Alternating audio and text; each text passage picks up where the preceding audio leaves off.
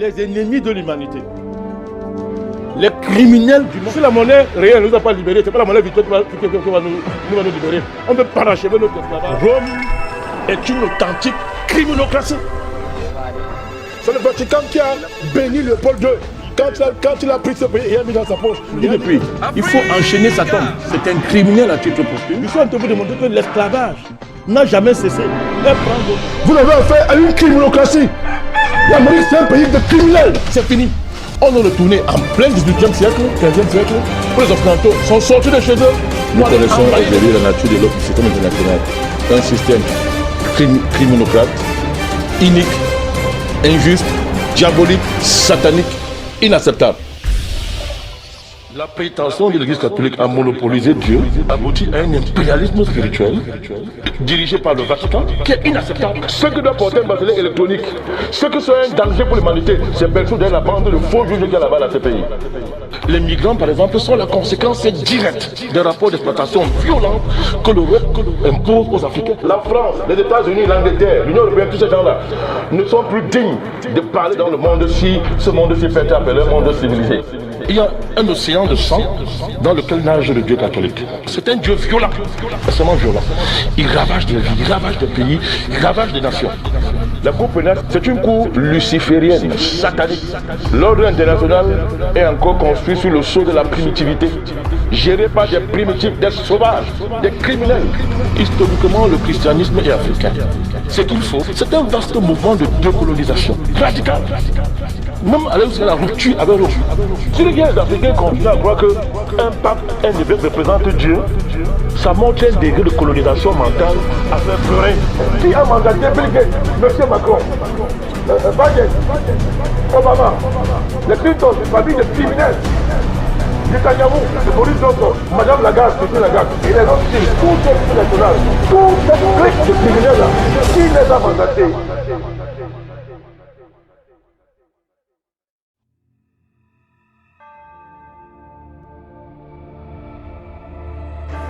Mesdames, Messieurs, peuple du monde entier, peuple du Cameroun, peuple d'Afrique, depuis 10 ans et bientôt 11 ans, nous nous sommes lancés dans une croisade néo-panafricaniste pour renverser l'impérialisme international et ouvrir les perspectives de l'humanité. Dans une première phase, le panafricanisme était un panafricanisme pétitionnaire. Nous avons dénoncé, nous avons mis sur la table des débats qui étaient tabous. Nous avons transformé l'imaginaire des peuples africains. Et nous avons imposé l'Afrique désormais comme étant un acteur majeur de la géopolitique mondiale parce que désormais elle sait où elle va et elle est les clés de la géopolitique. Nous sommes en guerre, c'est la déchéance totale. Nous battrons Macron. Il y a des moments où l'histoire s'impose à des peuples.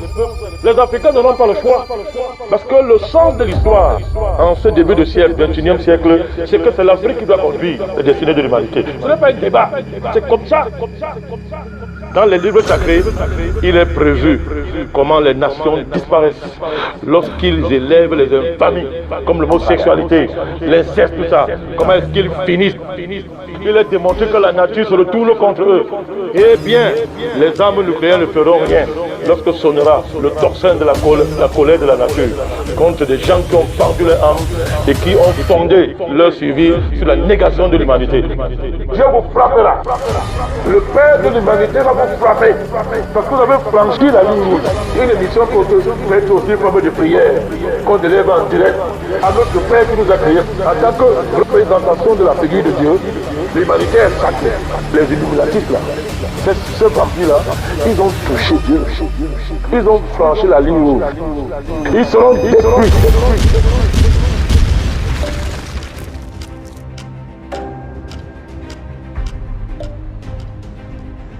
Il faut que le mouvement néo-panafricaniste monte d'un cran,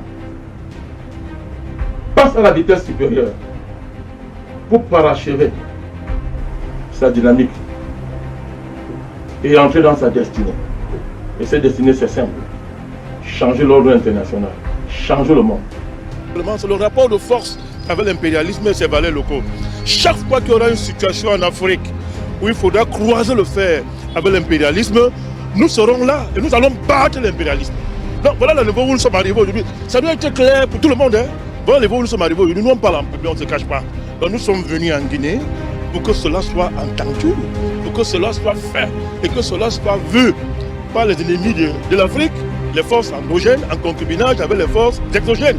Que ces forces-là voient qu'une page est tournée, une saison est passée et que c'est la saison de l'Afrique. Toute force qui va s'opposer au renouveau africain, à la renaissance de l'Afrique, cette force-là sera anéantie.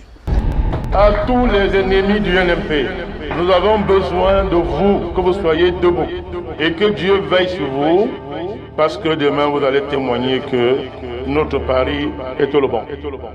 Et à ce moment-là, nous fumerons le calumet de la paix, parce qu'il n'y aura plus d'ennemis, il n'y aura que d'amis. Je pense au président Gbagbo Alahe et à son fils Blé Goudé. Ils sortiront de ce machin dirigé par cette sorcière qu'on appelle Bensouda. Lorsque la Russie émerge, 1917, rien dans l'agencement des rapports internationaux à l'époque ne montre que la révolution de la Russie. Le coronavirus, en plus d'être un virus géopolitique, est aussi un jugement pour ce système-là. Nous militons pour la sortie de ce système, pour le mettre à terre, afin que toutes les populations du monde entier, toute l'humanité, respire. Il est temps que l'humanité se ressaisisse et qu'un nouveau système émerge basé sur la crainte du vrai Dieu, celui-là, qui lui a créé une nature qui n'a pas vocation à détruire l'être humain, qui lui a créé une nature qui se régule et s'équilibre normalement et ne crée pas les monstres comme coronavirus qui détruisent l'humanité. Le panthéon africain vient de s'agrandir, de s'élargir, en accueillant un de ses fils les plus dignes, qui par son métier d'homme de guerre aura fait la guerre jusqu'à la mort. Pour l'Afrique, pour le Cameroun, je dis bien pour le Cameroun, et pour l'humanité, contre l'impérialisme, contre les ennemis de l'humanité, contre la France, ennemie de l'Afrique. Ce n'est pas l'heure de pleurer, c'est l'heure de comprendre que nous avons la victoire.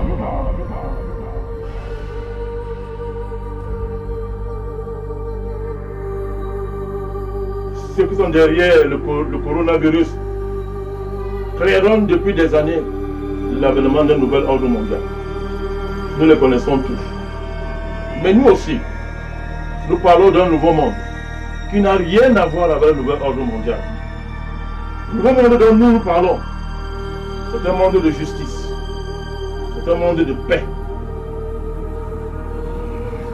Ce nouveau monde, ce serait un monde qui serait réconcilié avec le Créateur universel, le Père universel de tous.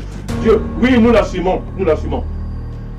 Le monde nouveau qui arrive, c'est un monde qui fera une place centrale à Dieu, Créateur du ciel et de la terre. Pas dans une démarche religieuse. Un monde où les LGBT ne seront plus une valeur. Un monde où la famille telle que nous l'avons connue retrouvera sa place et sa couronne glorieuse.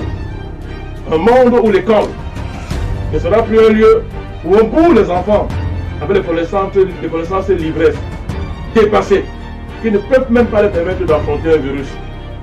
Un monde où il y aura une école nouvelle, l'école de la vie, réconciliant les connaissances avec la vie de la nature, avec les pulsations du monde du cosmos. Un monde nouveau où l'université va développer les technologies de demain, les vraies technologies qui permettent, n'est-ce pas, à l'homme de s'épanouir sans être accompli avec la nature. L'Afrique du Sud, où une jeune lycéenne vient de trouver une solution révolutionnaire et écologique pour faire face à la sécheresse. Chiara Nirghin, c'est son nom, fait partie en fait des finalistes de l'édition 2016 du concours Google Science Fair, une compétition scientifique qui est ouverte aux jeunes de 13 à 18 ans. Et si cette lycéenne plaît autant aux géants du web, c'est que son idée pourrait apporter une réponse aux problèmes importants posés par la sécheresse. Alors c'est quoi cette invention, Lisa ? Sans chercher à effacer son prochain, sans chercher à être un Dieu qui n'a pas la capacité d'être un Dieu.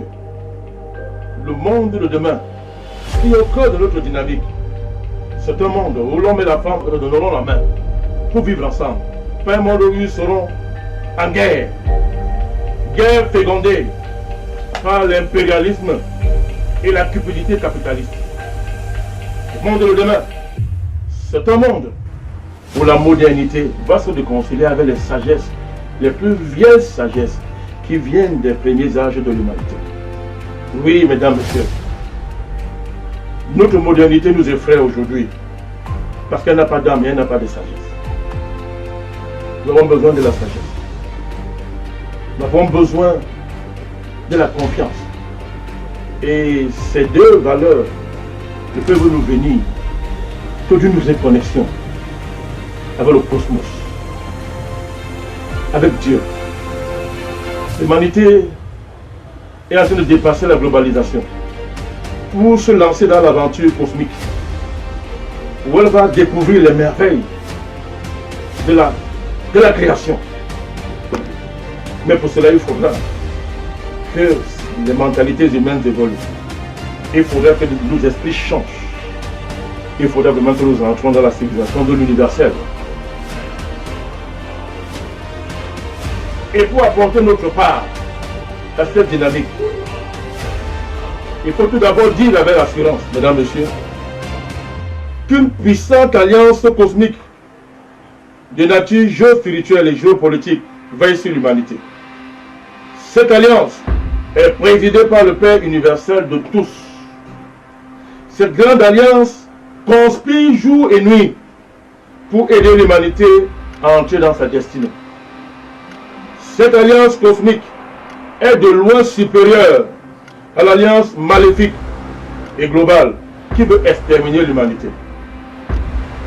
Le NMP fait partie de cette alliance cosmique.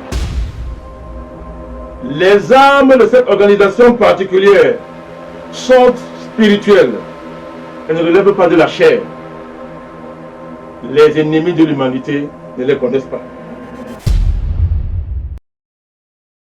Mesdames, messieurs, le monde, à la faveur du Covid-19, négocie un tournant majeur de son histoire. Mais nous croyons à la capacité des hommes et des femmes, non seulement à résister à la menace, mais à l'écraser et à la vaincre. Oui, nous vaincrons le Covid.